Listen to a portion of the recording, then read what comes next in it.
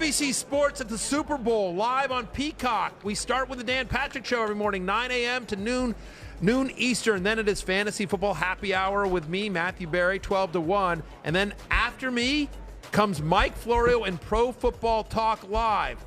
He goes 1 to 3, and then at 3 o'clock, it is Brother from Another.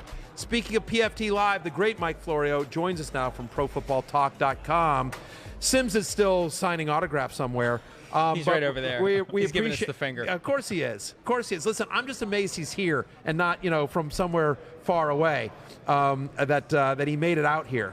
I would have thought Sims would have been from home. He's usually the one who is happy to show up at things. Now, he leaves as quickly as he can, and you can't get him to go out to dinner or actually do anything. Socialize. I'm the one that prefers to stay in my cave, although it's kind of nice to be back here. Phoenix is a great host city, and it feels like there's a lot more energy in the building day one than I can remember. Usually the first 2 days are kind of ghost town, and then it starts to ramp up.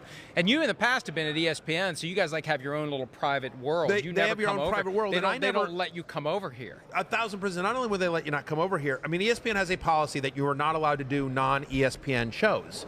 It's a policy, and if you literally have to, like Bill Simmons would have me on his podcast every year. Bill's an old friend, and I would literally have to go and get approval to go on Simmons' show, or if I want to do Dan Patrick or any other show, you have to go get approval. That's just ESPN policy. The reason? I mean, it's a competitive reason. They feel like it's one that I disagree with.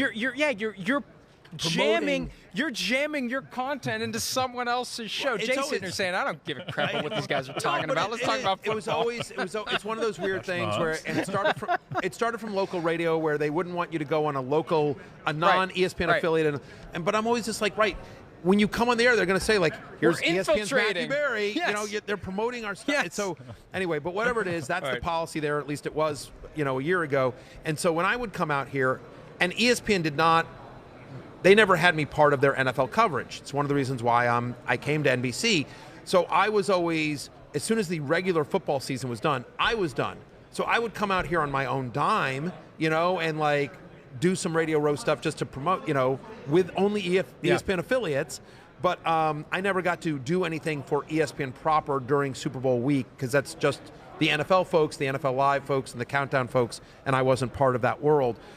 So this is my first time broadcasting from Radio Row or even broadcasting at all Super Bowl week. So I'm very excited and grateful and appreciative of NBC. So when you were at ESPN, they didn't think you were qualified to come up with a list of the all-time 5 greatest quarterbacks that was complete and total crap? You didn't get to do that? I did not. Oh, wow. They would not let me do that. That's a miss. Again, the people that run the NFL over at ESPN, and the people that run fantasy at ESPN, and I was in the fantasy department, 2 entirely separate departments. And so just, anyway, it's just how that company does their stuff. Did you realize I was throwing a stray at someone when I said that? Yes. Okay, and I was just making sure. You're being professional about it. I'm being a professional. Listen, I had a great run I had a great run at ESPN for 15 years. I love a lot of the people that are still there. I have lifelong friends that are still there. I don't have anything bad to say about ESPN. I want to take the high road. I know you can take shots. I want to take the high road because I do. I genuinely appreciate my time at ESPN and whatever. I was that kid. I have no issue with ESPN. I'm thrilled to be at NBC, but I don't need to trash the X. I was that kid that was always like, boy, it would be fun to do that without thinking through the ramifications of doing it. I just was always like, boy, it would be fun to do that. So that's and it's never really gone away. No, I know, but anyway, I don't need to turn this into a whole ESPN. No, that's all right.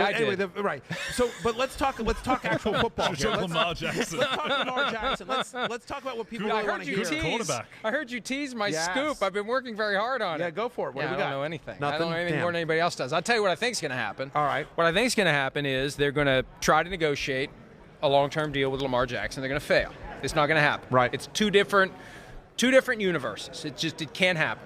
Barring some organic change in the way the team views it or the way Lamar Jackson views it, it's not happening. It's not going to happen. So, March 7th, franchise tag deadline. Okay. Non-exclusive or exclusive? Now, I think it's going to be non-exclusive. I know that others have said exclusive. Okay. I firmly believe they're going to go non-exclusive because it's kind of the way to call his bluff. hey, you think somebody's going to just drop a 5-year fully guaranteed contract out of the blue on your table without an agent to properly engage? Like, how do you even begin the process of negotiating with another team if you're Lamar Jackson, you don't have an agent? How does that even work? And the Ravens have experienced how difficult it is to negotiate with someone who doesn't have an agent. So fine, go ahead. Go ahead. See what you can find. And if you get it, we can match it. And if you don't, we'll take the 2 first-round picks. But I think they believe he won't be able to get what he wants from another team. See, I think this is much more your world than mine. But I just think in a world in which Deshaun Watson gets the deal he did, with all the baggage that came with Deshaun Watson and not having played, in what would be 2 years and knowing there was likely a suspension coming and all that, if Deshaun Watson gets that kind of deal and you're Lamar Jackson and you're like, I've already won an MVP. You know what I mean? And like, when? yes, 4 years ago. Okay. Oh, I know, but where is he right now? Well, That's I mean, when he went down, he was a top 5 MVP candidate this year. I think Lamar has almost become a little underrated. I'm not sure. I think it's mainly based off of the injury concerns, but I mean, he got injured the end of last season, and then this season, I would imagine there would be some element of self-preservation because of his free agent status. So I'm not sure how much we can 100% read into that. And I still think when he's out on the field, he's a top 7 quarterback in the NFL. So many teams are desperate for quarterbacks. The fact of the matter is that, Watson got the crazy deal he got from Cleveland, but it's not like there weren't a ton of other teams saying, like, hey, we will back up the Brinks truck for you. But not 5 years fully guaranteed. Okay, I understand. And think about the backlash that the Browns got. Sure, but Lamar Jackson doesn't have that kind of baggage. Right. Oh, I understand. Look, I just think that when you consider where he currently is, when you consider that he has been injured each of the last 2 seasons, and I agree with you. I think at the end of the year, he may have been able to play. If he had had a long-term deal, maybe he would have played. And this is a benefit of having an agent. An agent can lead the charge for you in the media to say, this is why I can't let my client go back on the field. He doesn't have his long-term financial reward that he has earned. Of course, the irony is if he had an agent, he'd already have the deal, so he wouldn't need to do it. But it'll be fascinating to see if someone does it, because it's not just the contract; it's 2 first-round picks, and it's a lot to give up when we have the Russell Wilson contract as a cautionary tale. We've got Kyler Murray as a cautionary tale, and Deshaun Watson is still incomplete. All you need is one desperate team, and that one team did it last year. The question is there another one? Will the Jets do it? Maybe Commanders. If Snyder hangs on, Panthers. If Snyder doesn't sell it, that's the kind of crazy move that Snyder would do. And the Panthers too. Look, the Panthers were a team that was considering Sean Payton, and it's easy to justify, hey, we didn't have to give up anything to get a coach. We can devote what we would have given to get Sean Payton plus a little more to get Lamar Jackson. Okay, you're kind of talking me into it. I just think 5 years fully guaranteed, and knowing how strongly the league, Big Shield, reacted to it, that's a tough bridge to cross. And also, by the way, but just speaking about the Commanders, I didn't even thought about this, but if the Commanders sell to Jeff Bezos, or somebody that has billions of dollars, what better way to announce yourself as hey, I'm going to back up the Brinks truck and bring in Lamar Jackson. Right, but as a new owner.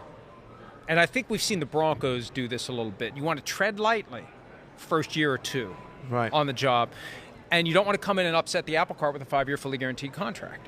So I think that's part of the problem. You saw Russell Wilson could have said, I want one too. We didn't have any reason to think that he was starting to disintegrate. And he didn't get one. I don't think the Broncos are going to give him one because they don't want to be that persona non grata. So I think if Bezos or whoever would buy the Commanders, it's just a lot. Look at the timeline. We're going to be at free agency in, 5 weeks? Yeah. It's not going to be closed by then. They're going to have to go forward. And they're already planning to go forward with Sam Howell. John Belushi. There you go. My quarterback. By the way, hang on. I just want to clean one thing up that you said. You said Russell Wilson disintegrate. As far as we know, he is still fully formed in matter. Yeah, that's true. I apologize. That was irresponsible. No Avengers Infinity Wars. Yes. I don't want anyone to say and Fantasy Football Happy Hour is reporting that that parts of Russell Wilson are falling apart. Yeah. No, it would decline in play. Yes. Also, and it may not be him. It may be Nathaniel Hackett. We're going to find out this year. Let's go there. Also in corporeal form is Derek Carr, who is much more likely to switch teams than Lamar Jackson. I think clearly. What are you hearing about Carr, Mike? I think that Carr's going to get cut before next Wednesday, and all this other stuff is just talk. It's all just noise. The Raiders are next Wednesday, he's due a roster bonus? He's not due anything. He's got $40.4 million that goes from being guaranteed for injury to fully guaranteed. That's why they benched him. The moment they knew that we don't want him next year is the moment they took him off the field. So they've got if they don't cut him by next Wednesday, if he's still on the roster by next Wednesday, he gets $40 million next year. He gets $32.5 million in 23 and $7.5 million the year after that. So he's got $40.4 million in play, and that's why they're going to cut him. Worst case scenario for him, best case scenario, whatever, I don't know, whatever. The alternative scenario is they have a trade worked out that would be official the first day of the new league year. But they run the risk, and this is an amazing wrinkle to me, because the deal is completely unenforceable to trade him. Okay. If they would have a trade by next Wednesday, right, they still are carrying $40.4 million. They have a deal that's tentative that becomes final the first day of the league year. A team could do to Josh McDaniels the exact thing that Josh McDaniels did to the Colts 5 years ago. Nothing is binding. There is no consequence. You don't get in trouble. Both teams have to insert the key and turn it at the start of the league year for a trade to happen. Until that occurs, everybody knows. Everybody's an adult in here. There's a chance that the deal is going to fall apart. That would be something if somebody does to McDaniels what McDaniels did to the Colts. And the Colts do need a quarterback. And it would be even more. Can you imagine if Jim Irsay says... revenge is best served 5 years later. Yeah, right? Yep. Last one for you, Mike. But and Derek Carr has a no-trade clause, right? Right. So if you're Derek Carr, you just say, I'm not accepting a trade, cut me on Wednesday or pay me $40 million.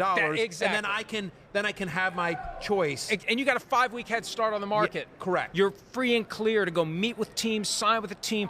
It's a no-brainer. And we expect there to be a healthy market for Carr, I would assume. Yes. Cut me or pay me. Anybody that would trade for $40.4 million fully guaranteed, that's the other side of it. If you're going to give the Raiders value and pay him what he's doing under his current contract, you'd probably pay him more if you didn't have to give the Raiders something to get him. It's all pointing to Carr saying, cut me or pay me, I'm not cooperating with you, and he'll be a free agent by the end of next week. All right. We've got to go to break, but in a word, week 1 starter, San Francisco, Lance or Purdy, who you got? Well, Joe Montana's saying it should be Jimmy Garoppolo, which was kind of surprising. I think it's going to be Lance. I don't think Purdy's going to be healthy. Yep. I don't know, but I just have a feeling they still have a lot to justify in everything they gave up to get Lance. Hey, it's Matthew Berry from NBC Sports and RotoWorld.com. Just want to thank you so much for watching what you just watched, or at least being too lazy to click out of it after the autoplay just kept it going. So either way, thank you so much for just letting it scroll by your screen. And now I'd like to ask you respectfully,